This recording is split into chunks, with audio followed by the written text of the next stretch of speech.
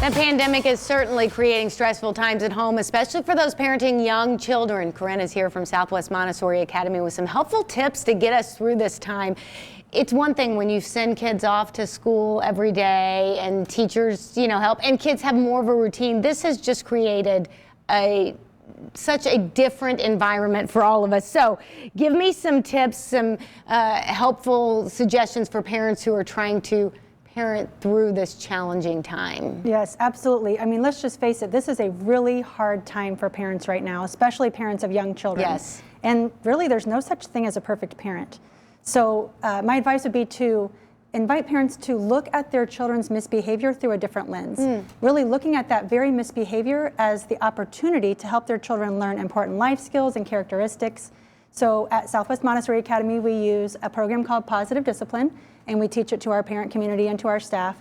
And Positive Discipline is founded on the principles of psychologists Alfred Adler and Rudolf Dreikurs, and it's been made accessible to parents in the last 40 years by authors and therapists Jane Nelson and Lynn Lott. And Positive Discipline is a way to help children learn problem-solving skills while also supporting parents to look at the misbehavior, actually look beyond the misbehavior to see reasons why the child might be misbehaving.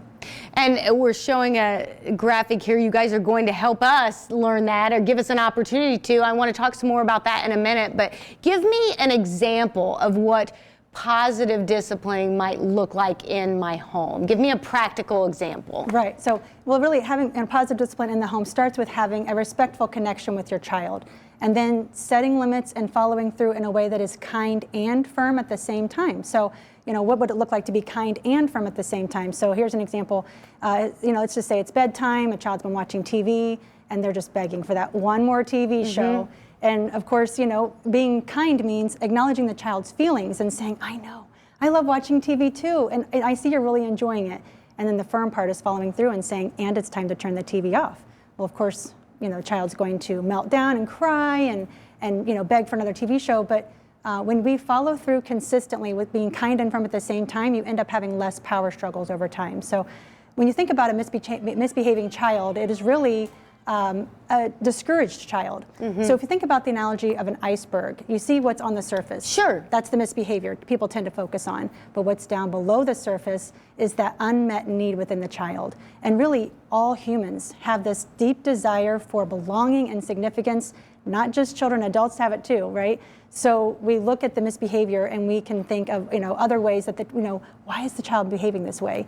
Really a great example. You were talking about Zoom earlier. Yes. And parents are working from home right now, and the children are at home. And an example would be, okay, so when the phone rings or it's time to get on that Zoom call, what do you think the children usually do during those times? I mean, that's seems to be the time that they need your attention the most. Of course right? It is. Yes, They're yes, interrupting yes. you. They need a drink of water. All of these different things.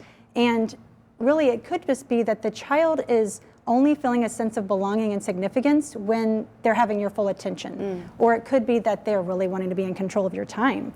Maybe it's that the child is feeling hurt and they're just going to try to hurt you back. And so some of that misbehavior comes out looking like that. Or maybe it's that the child is just feeling unworthy of the parent's love in general. So there's always a belief behind that behavior. There's always another way to look at a child's behavior.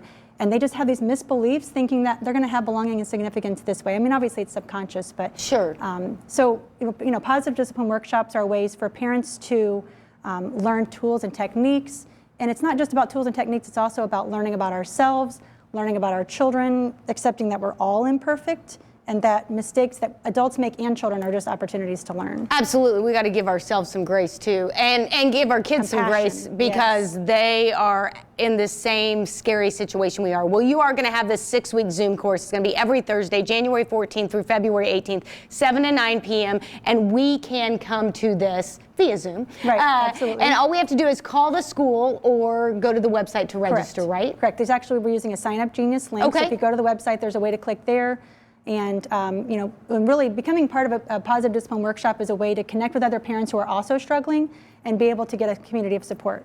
Well, that community of support would be so helpful too. It's so helpful to hear what other people are going through and to know that you're not alone. You want to make sure and do that right away though, because there's only 20 slots, 20 participant limit, right? Because we want that intimate setting where parents can really connect with each other. And you know, Zoom is always a little bit of a challenge, but when you have less people, it's a little bit more manageable. Make sure that you do that. Of all times, this is a time where you need that community, and we all could use the parenting help. Parenting the Positive Discipline Way workshop. Get signed up today. SouthwestMontessoriAcademy.org. We'll be right back.